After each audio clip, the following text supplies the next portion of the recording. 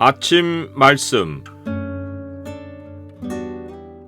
오늘 본문 말씀은 마태복음 2장 13절에서 23절입니다.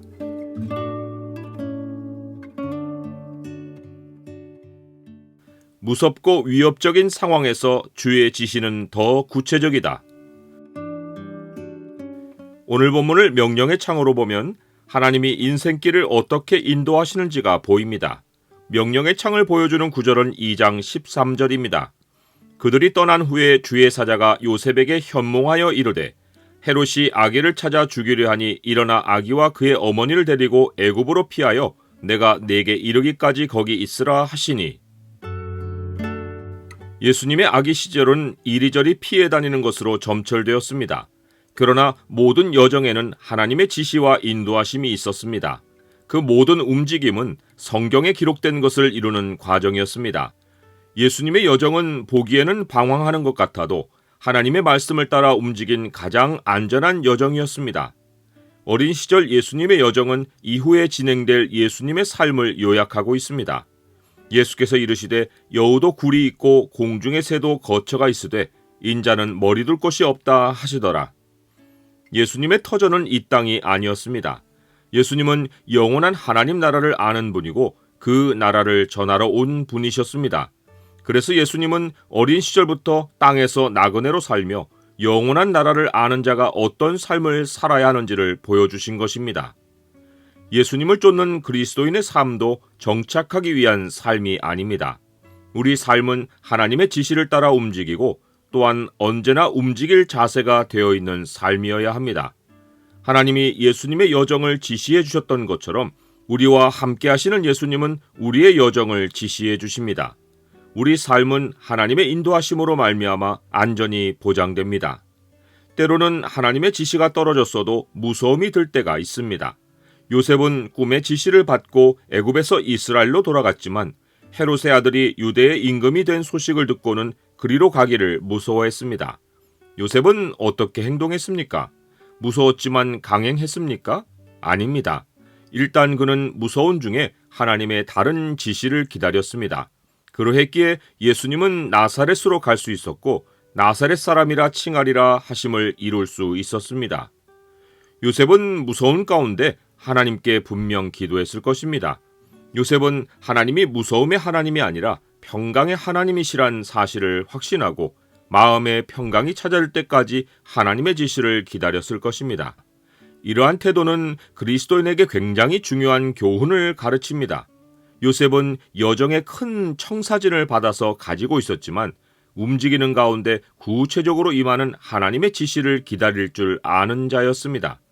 하나님은 구체적으로 여정을 이끌면서 다양한 상황 가운데 요셉의 마음에 드는 무서움을 평강으로 바꾸어가며 목적하는 바까지 이끌고 가셨습니다.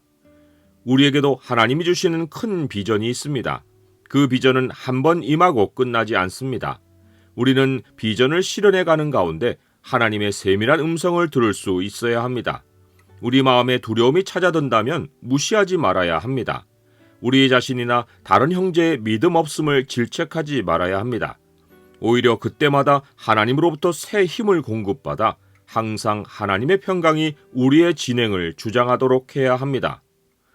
쫓기는 듯한 예수님의 어린 시절의 여정은 죽음의 위협으로 가득했습니다. 베들레헴의 아기들은 실제로 죽임을 당했습니다. 아기들이 왜 죽어야 했는가 하는 질문을 던질 때 잊지 말아야 할 사실이 있습니다. 그것은 아기들만 죽은 것이 아니라 아기들을 죽였던 헤롯 왕도 죽었다는 사실입니다. 죄 아래 세상은 누구에게도 예외 없이 죽음이 생생한 현실입니다. 인간은 누구나 죽음을 맞습니다.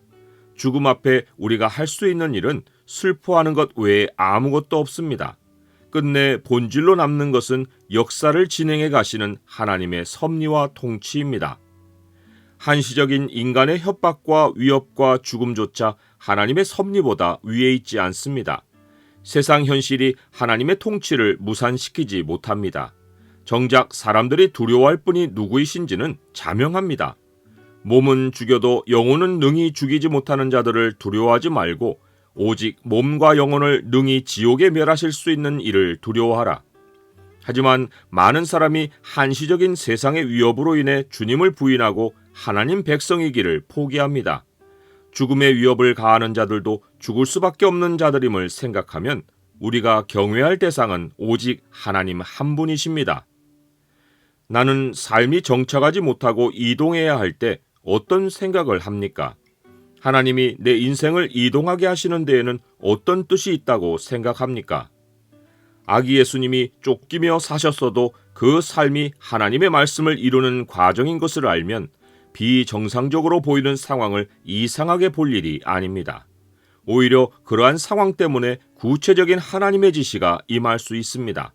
동시에 그 안에서 우리는 하나님의 약속만을 믿고 말씀이 이루어가는 삶을 경험할 수 있습니다.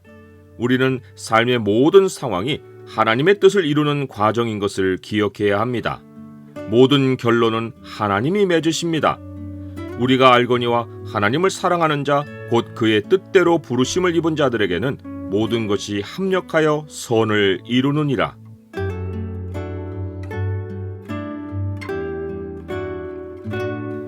주님, 아기 예수님의 피신과 나사렛이란 멸시받는 동네에서의 정착이 하나님의 큰 섭리를 이루는 과정이었음을 기억합니다. 삶의 환경이 편안하고 좋기를 바라지만 그렇지 못하여도 제가 천국으로 이동하고 있음을 기억하게 하옵소서. 예수 그리스도의 이름으로 기도드립니다. 아멘.